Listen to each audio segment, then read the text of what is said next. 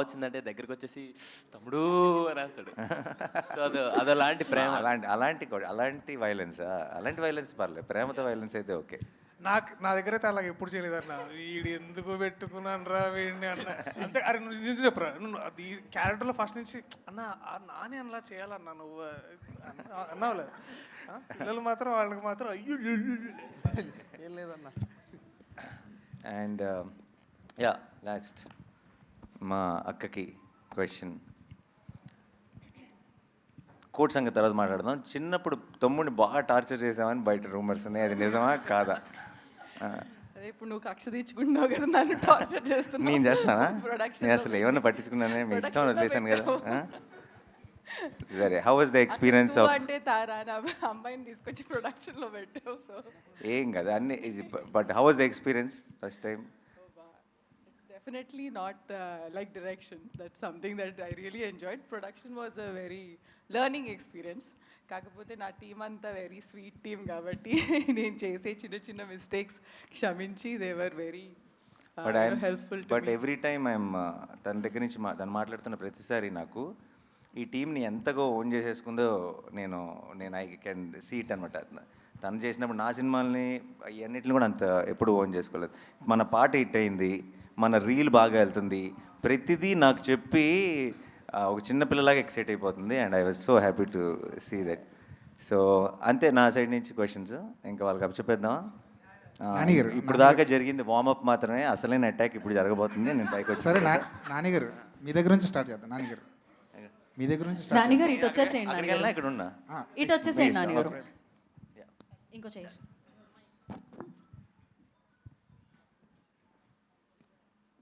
So ఇంకా information వచ్చిందనమాట, సినిమాకి సంబంధించి టీంకి సంబంధించి నాన్నగారు ఇచ్చారు. యా అడగండి నానిగారు. సరే, వాళ్ళకి గొడవలు ఓకే, మీ వరకు వచ్చిన గొడవ ఏంటి? ఇదే వీళ్ళిద్దరి మధ్యలో ఏంటి, వీళ్ళిద్దరూ ఎవరు హీరో అని వీళ్ళిద్దరి మధ్యలో పోటీ నడుస్తున్నాడు. నిజం చెప్పాలంటే సినిమా నేను చూస్తాను కాబట్టి చెప్తున్నాను, నిజంగానే ఈ సినిమాకి వీళ్ళు హీరో అని చెప్పడం చాలా కష్టం. Obviously Darshi will be the face of the film undoubtedly. But మీరు సినిమాకి వెళ్ళి తిరిగి వచ్చేటప్పుడు ఇంకో హీరో వచ్చాడు ఇండస్ట్రీకి అన్న ఫీలింగ్తోనే వస్తారు డెఫినెట్గా. యా నానిగారు. హాయ్ సార్, నేను వెంకట్ ఎన్టీవీ సార్. పోక్సో అంటే ఇది మైనర్లకు సంబంధించినటువంటి కేసుకు సంబంధించి. కరెక్ట్. యా. సో అంటే ఇది ఇద్దరు మైనర్ల లవ్ స్టోరీ లాగా ఉంటుందా వాళ్ళిద్దరిది?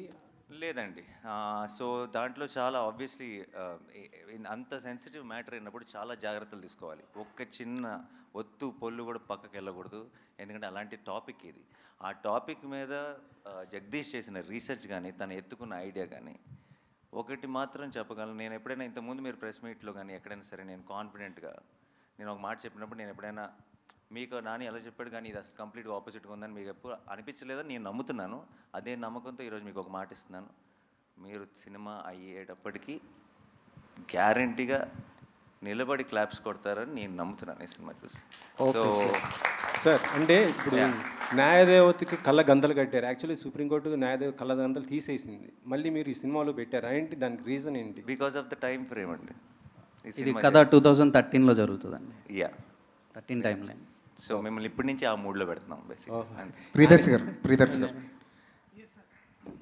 Sir, actor Nani hero Nani చూశారు మీరు దగ్గరుండి. ప్రొడ్యూసర్ నానికి యాక్టర్ నానికి ఉన్న డిఫరెన్స్ ఏంటి మీకు బాగా తెలిసి ఉంటుంది కదా ఈ ప్రాసెస్లో?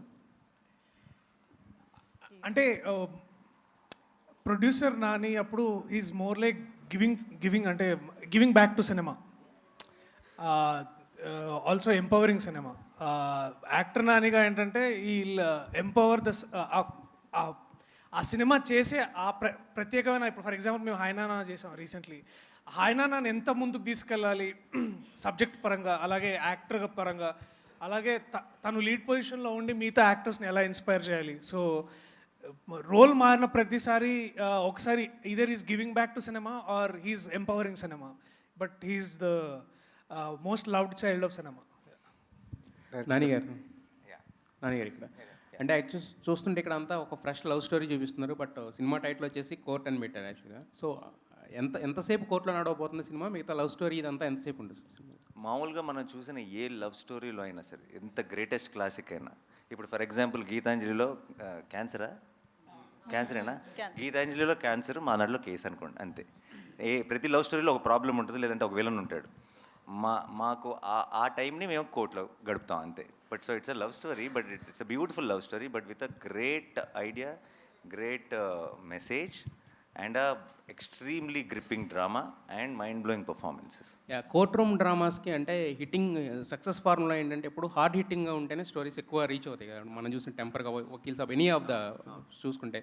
సో మరి దీంట్లో ఎలా ఉండబోతున్నా హార్డ్ హిట్టింగ్ అనేది, అంటే ఇద్దరు మైనర్ల మధ్యన ఉన్న అంటే వాళ్ళకి ఏమైనా జరుగుతుందా లేదా ఎలా తీసుకురాబోతున్నారు?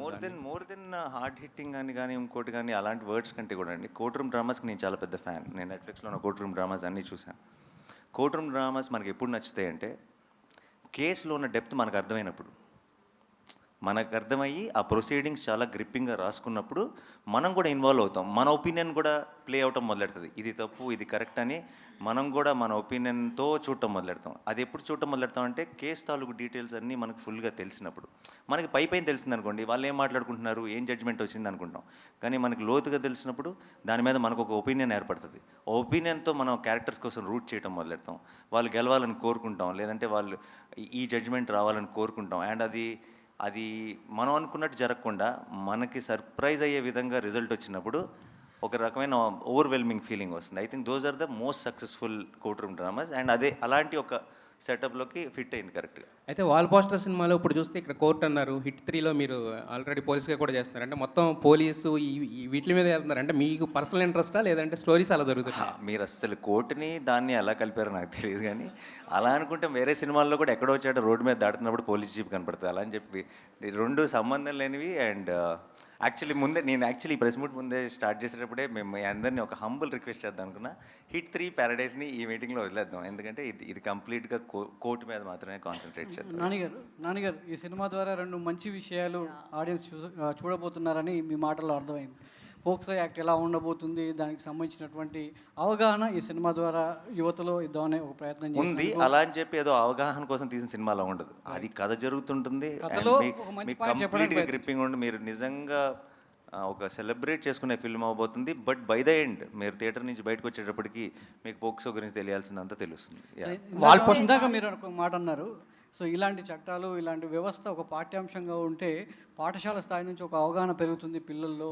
సో బయట సమాజంలో ఇలాంటి నేరాలు కావచ్చు, ఇలాంటి చెడు విషయాల పట్ల ఆకర్షితులు ఎవరు అనేది అది ఎంతవరకు సాధ్యం? అది బయట సమాజంలో అది జరుగుతుంది అంటారా? సినిమాల ద్వారా చూపిస్తే అవగాహన మాత్రమే ఆచరణ సాధ్యం కదంటారు.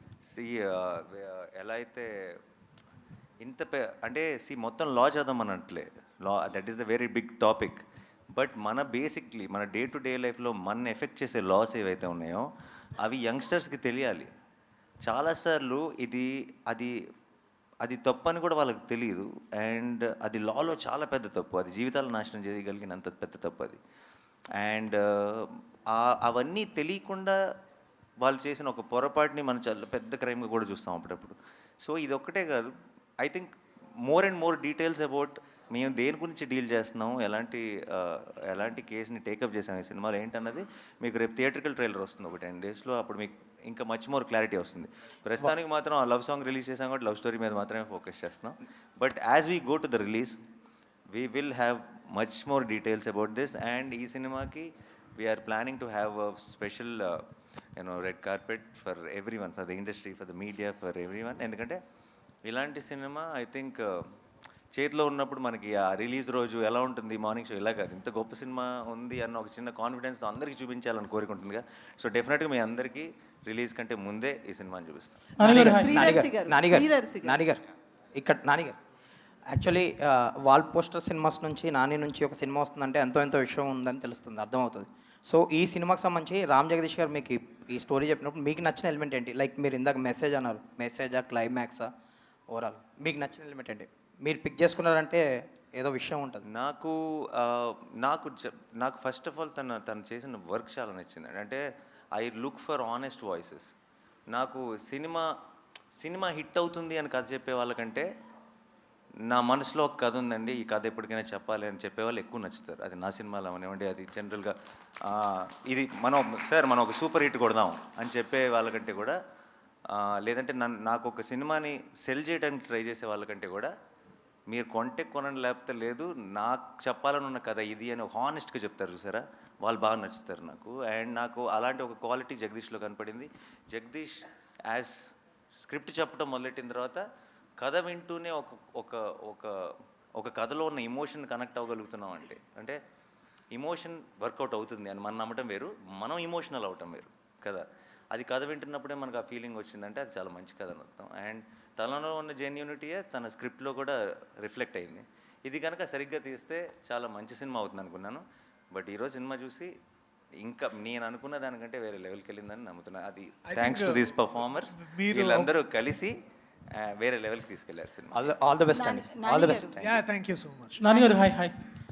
అయితే బేసికలీ పోక్సో చట్టం గురించి నిజంగానే మీరు అన్నట్లు ఎవరికి తెలియదు. మన జానీ మాస్టర్ కేసు తీసుకున్నా ఇదే దీనికి సంబంధించిందే. సో అట్లాంటి ఇన్సిడెంట్లు ఏమైనా పెట్టారా ఇందులో? ఏమైనా ఓన్లీ మైనర్స్ బేస్డ్గా వెళ్తుందా?